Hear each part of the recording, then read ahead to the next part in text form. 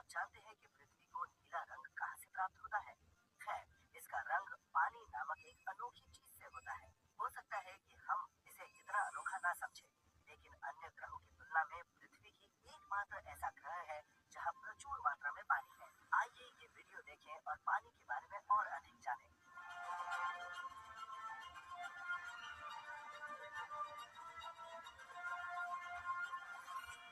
पानी पृथ्वी पर विभिन्न रूपों में पाया जा सकता है। ये वर्षा के रूप में नीचे आता है या हिम नदों में बर्फ के रूप में जम जाता है। ये नदियों से बहती हुई समुद्र में मिल जाती है। ये पानी सदैव गतिशील रहती है। किसी समुद्र तट पर जाते समय आपने अवश्य देखा होगा कि पानी किनारे से टकराती है और फिर वापस चली जाती है। क्या आपने कभी सोचा है कि समुद्रों और महासागरों में पानी इस तरह से क्यों गतिमान होता है? आइए इस पानी के टब के एक साधारण उदाहरण से समझते हैं।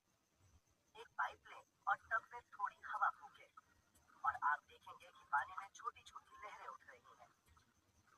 इसी प्रकार महासागरों में हवाएं पानी को धकेलती हैं, जिस कारण बड़ी बड़ी लहरें उत्पन्न होती हैं। ये बड़ी लहरें पूरे समुद्र में चलती हैं, जिसे तरंग कहा जाता है। अब कल्पना कीजिए कि आप पानी के एक टब को धक्का देकर खींच रहे हैं। खैर, पानी एक छोर से दूसरे छोर तक घूमती है। इसी प्रकार सूर्य और चंद्रमा के गुरुत्वाकर्षण बल पृथ्वी को खींचते हैं, जिससे जल निकायों में दोलन गति उत्पन्न होती है। इससे दिन में 2 बार जल स्तर बढ़ता घटता है, जिन्हें ज्वार कहा जाता है। इसी तरह हवा की गति के साथ साथ पृथ्वी के चक्कर से महासागरों में भंवर जल प्रवाह की धाराएं बनती हैं। इन्हें महासागरीय धाराएं कहते हैं। तो अब हम जानते हैं कि महासागर कैसे चलते हैं। अब आगे हम अपने ग्रह पर महासागरों के बारे में जानेंगे। भारतीय उपमहाद्वीप के नीचे एक महासागर है जिसका नाम इसके नाम पर है, जिसे हिंद महासागर कहा जाता है। ये महासागर उत्तर में एशिया, पूर्व में ऑस्ट्रेलिया और पश्चिम में अफ्रीका से घिरा है। यदि हम पूर्व की ओर चले तो हम देखेंगे कि हिंद महासागर प्रशांत महासागर से मिलता है। जैसे जैसे हम दक्षिण की ओर बढ़ते हैं, हिंद महासागर दक्षिणी महासागर से मिलता है। ये दक्षिणी महासागर अंटार्कटिका महाद्वीप को घेरे हुए है। जैसे ही हम पश्चिम की ओर बढ़ते हैं, दक्षिणी महासागर अटलांटिक महासागर से जुड़ जाती है।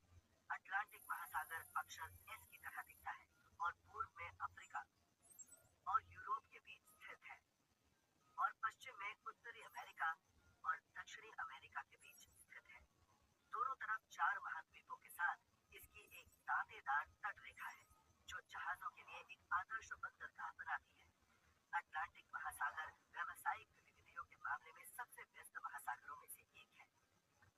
अब हम दुनिया के सबसे बड़े महासागर प्रशांत महासागर के बारे में जानेंगे।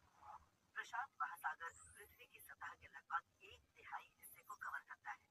लगभग वृत्ताकार प्रशांत महासागर की विशालता को समझने के लिए आइए हम इसकी तुलना अपने पास मौजूद सभी भूभाग से करते हैं। क्या आप जानते हैं कि दुनिया के लगभग सभी महाद्वीप प्रशांत महासागर में समा सकते हैं? ये न केवल विशाल है, बल्कि बहुत गहरा भी है।